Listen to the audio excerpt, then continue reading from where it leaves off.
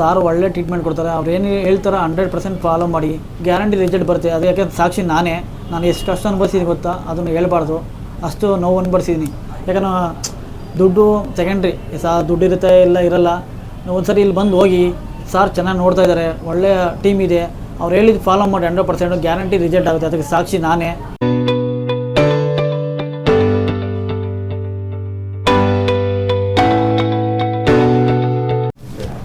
ಸ್ನೇಹಿತರೆ ನಮಸ್ಕಾರ. ಇವತ್ತು ನಮ್ಮ ಜೊತೆ ಇದ್ದಾರೆ ರುದ್ರೇಶ್ ಸರ್ ಅಂತ. ಇವ್ರನ್ನ ಮುಂಚೆ ನೋಡಿರ್ತೀರ ನೀವು, ನಮ್ಮದರಲ್ಲೇ ವಿಡಿಯೋ ನಂಬರ್ 138 ಆಲ್ರೆಡಿ ಇಂಟರ್ವ್ಯೂ ಕೊಟ್ಟಿದ್ದಾರೆ. ಅದು ಹಾಕಿ ಆಲ್ರೆಡಿ 5 ತಿಂಗಳಾಯಿತು. ಇವ್ರು ನಮ್ಮ ಹಾಸ್ಪಿಟ್ಲಿಗೆ ಬಂದಿರೋದು ಜೂನಲ್ಲಿ.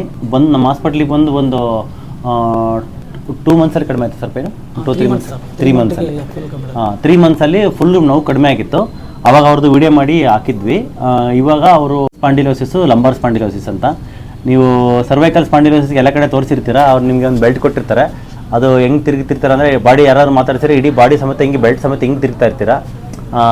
ನಾವು ಯಾವತ್ತೂ ಬೆಲ್ಟ್ನ ಸಪೋರ್ಟ್ ಮಾಡಲ್ಲ. ನಮ್ಮ ಫಾರ್ಮಸಿಲೂ ಕೂಡ ಬೆಲ್ಟ್ ಇಟ್ಟಿಲ್ಲ. ಯಾಕಂದರೆ ಬೆಲ್ಟ್ ಹಾಕೋದು, ಈ ಎಲಾಸ್ಟಿಕ್ ಬ್ಯಾಂಡೇಜ್ ಹಾಕೋದು ಅದೆಲ್ಲ ಹೊರಗಡೆಯಿಂದ ಕೊಡ್ತಕ್ಕಂಥ ಸಪೋರ್ಟು. ಒಳಗಡೆಯಿಂದ ಕಾಯಿಲೆ ವಾಸಿ ಆಗಬೇಕು.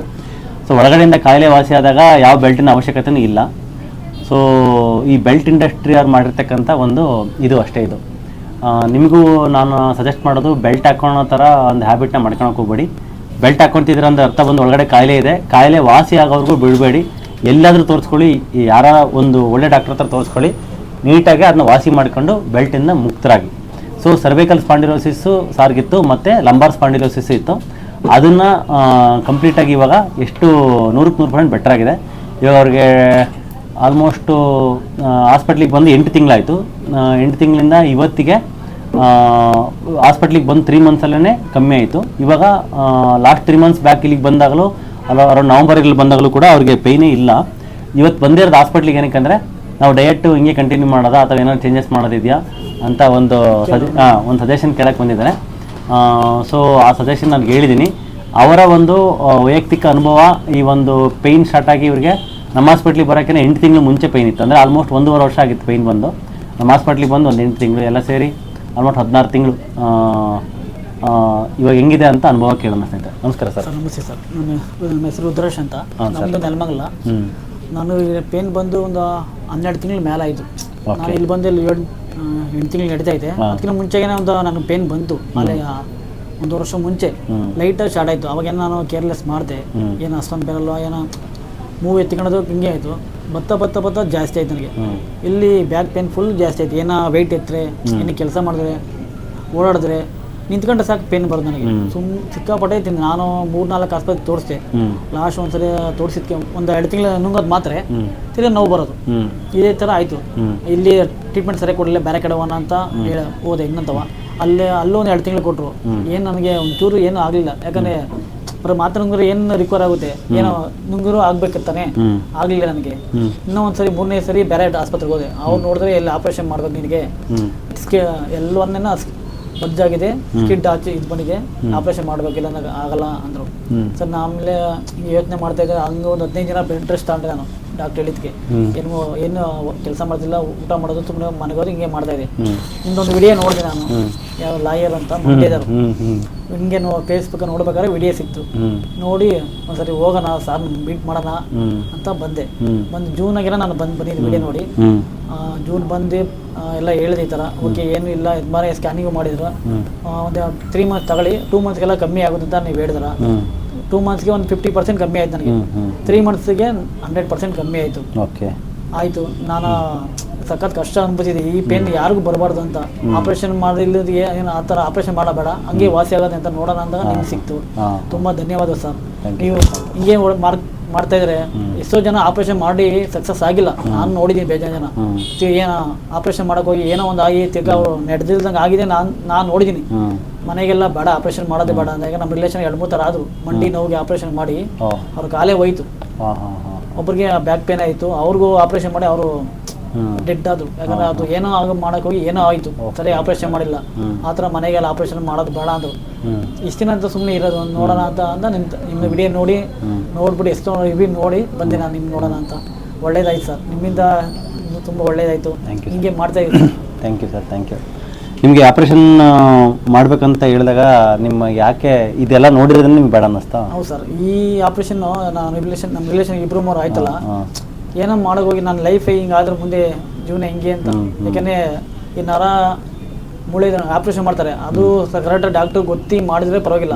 ಅವ್ರಿಗೂ ನಮ್ಮ ರಿಲೇಷನ್ ಒಬ್ರು ಗೊತ್ತಿಲ್ಲ, ಆಪ್ರೇಷನ್ ಮಾಡಿಸ್ರು. ಅದು ಸೊಂಟ ನೋವು ಬಂದಿದ್ದಕ್ಕೆ ಇಲ್ಲಿ ತಿರ್ಗಿ ಇಲ್ಲೇನೋ ಪ್ರಾಬ್ಲಮ್ ಆಯ್ತು ಅವ್ರಿಗೆ. ಇಲ್ಲಿ ಈ ಕುತ್ತಿಗೆ ಪ್ರಾಬ್ಲಮ್ ಆಯ್ತು. ಇಲ್ಲಿ ಆಪರೇಷನ್ ಮಾಡಿ ತಿರ್ಗಿ ಇಲ್ಲಿ ಆಪರೇಷನ್ ಮಾಡಿದ್ರು. ಅವರು ಅಷ್ಟೇ ಡೆಡ್ ಆದ್ರು. ಅವ್ರು 3 ತಿಂಗಳಿಗೆ ಇರಲಿಲ್ಲ. ಅವ್ರು ಓಡೋಕೆ ನಿಂತ್ಕೊಳಕ್ಕೆ ಅವ್ರಿಗೆ 145 ಅಷ್ಟೇ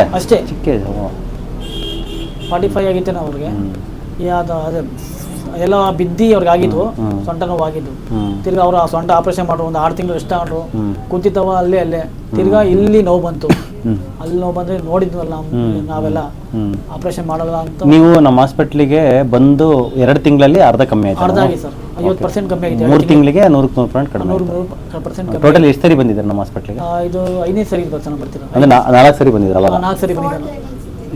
ಇದು ಫಿಫ್ತಾ? ಅಲ್ಲ, 4th ಇರ್ಬೇಕು ಸರ್. ಲಾಸ್ಟ್ ಇದು 4th? 4th 4 3 ಸರಿ ಆದ್ಮೇಲೆ ಮೆಡಿಸಿನ್ ಕೊಟ್ಟು 3 ತಿಂಗಳು ಸ್ಟಾಪ್ ಮಾಡಿದ್ರ. ಓಕೆ, 3 ತಿಂಗಳು ಒಂದ್ಸರಿ ಬಂದು ಹೋಗಿ ಅಂತ ಆಯ್ತು. ಇದು 7ನೇ ತಿಂಗಳು ನಾವು ಬಂದಿರೋದೇನೋ. ಹೌದು. ಓಕೆ, 4ನೇ ಸರಿ ಬಂದಿದ್ದೀನಿ. ನಿಮಗೆ ಕಂಪ್ಲೀಟ್ ಮಾತ್ರ ನಿಲ್ಸಿ ಎಷ್ಟು ದಿನ ಆಯಿತು? 4 ತಿಂಗಳಾಯ್ತು. ಅಲ್ಲ, ಇವ್ರು ಹಾಸ್ಪಿಟ್ಲಿಗೆ ಬಂದಿದ್ದೆ 7 ತಿಂಗಳು. 7 ತಿಂಗಳಾಯ್ತು. 3 ತಿಂಗಳು ಮೆಡಿಸಿನ್ ಸ್ಟಾಪ್ ಮಾಡಿದ್ದು. ಮೆಡಿಸಿನ್ಸ್ ಈಗ 3 ತಿಂಗಳಿಂದ ಮೆಡಿಸಿನ್ ಸ್ಟಾಪ್ ಆಯ್ತು. ಯಾವ ಮಾತ್ರನೂ ತಗೊಂಡಿಲ್ಲ? 3 ಮಂತ್ಸಿಂದ ಯಾವ ಮಾತ್ರನೂ ತಗೊಂತಿಲ್ಲ. ಡಯಟ್ ಮಾಡ್ತಾ ಇದ್ದೀರಾ? ಡಯಟ್ ಹಂಗೆ ಕಂಟಿನ್ಯೂ ಮಾಡ್ತಾ ಇದ್ದೀನಿ. ಏನಿದೆ ಮಾಡಿದ್ದೆಲ್ಲ. ಸ್ನೇಹಿತರೆ, ಇಲ್ಲಿ ನಾನೊಂದು ವಿಷಯ ಹೇಳಬೇಕು. ಏನಂದರೆ, ಫಸ್ಟ್ ಪೇಯ್ನ್ ಫ್ರೀ ಲೈಫ್ನ ನಾವು ಲೀವ್ ಮಾಡಬೇಕು ವಿತ್ ಮೆಡಿಸಿನ್ಸು. ಈಗ ಸರ್ಜರಿ ಅನ್ನೋದು ಬೇಡ ಅಂತ ನಾವು ಚಾಯ್ಸ್ ಮಾಡಿ ಆಯಿತು, ಸರ್ಜರಿ ಬೇಡ ಅಂತ. ಸೊ ಸರ್ಜರಿ ಫ್ರೀ ಲೈಫ್ ಆಗಿಬಿಡುತ್ತೆ. ಇಲ್ಲಿಗೆ ಬಂದಾಗ ನಾವು ಸರ್ಜರಿನ ಚಾಯ್ಸ್ ಮಾಡಲ್ಲ. ಸೊ ಇಲ್ಲಿಗೆ ಬಂದು ಮೆಡಿಸಿನ್ ಮೇಲೆ ಸ್ವಲ್ಪ ಡಿಪೆಂಡೆನ್ಸಿ ಬೇಕಾಗುತ್ತೆ. ಯಾಕಂದರೆ ವಿಟಮಿನ್ಸ್ಗಳು ಕಮ್ಮಿ ಇರ್ತವೆ, ಬಾಡಿನಲ್ಲಿ ಉರಿಯೂತ ಅಂಶ ಜಾಸ್ತಿ ಇರುತ್ತೆ, ಡಿಸ್ಕ್ಗಳೆಲ್ಲ ಊದ್ಕೊಂಡಿರುತ್ತೆ. ಅದನ್ನೆಲ್ಲ ಸ್ವಲ್ಪ ನಾರ್ಮಲ್ ತರಬೇಕು. ಅದಕ್ಕೆ ಸ್ವಲ್ಪ ಮೆಡಿಸಿನ್ಸ್ ಬೇಕಾಗುತ್ತೆ. ಅದೆಲ್ಲ ಯಾಕಾಗಿರುತ್ತೆ ಅಂದರೆ, ಎಲ್ಲನೂ ಮೂಲ ಕಾರಣ ಬಂದು ಫುಡ್ಡು ಲೈಫ್ ಸ್ಟೈಲ್ಗೆ ಬಂದಿರುತ್ತೆ. ಆ ಫುಡ್ಡು ಅದೆಲ್ಲ ಕರೆಕ್ಷನ್ ಮಾಡೋದು ಸ್ಟಾರ್ಟ್ ಮಾಡಿ ಆದಮೇಲೆ ಅದು ರಿಸಲ್ಟ್ ಬರೋಕ್ಕೆ ಟೈಮ್ ಹಿಡಿಯುತ್ತೆ.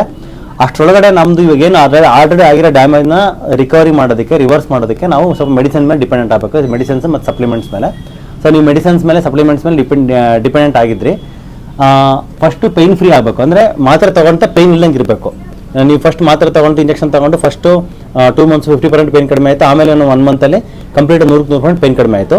ಅದು ಕಡಿಮೆ ಆದಮೇಲೆ 1 ಮಂತ್ ಇವರು ಹಂಗೆ ಮೆಡಿಸಿನ್ ಮೇಲೇ ಡಿಪೆಂಡ್ ಆಗಿದ್ರು. ಆಮೇಲೆ ಮೆಡಿಸಿನ್ ಫ್ರೀ ಆದರು.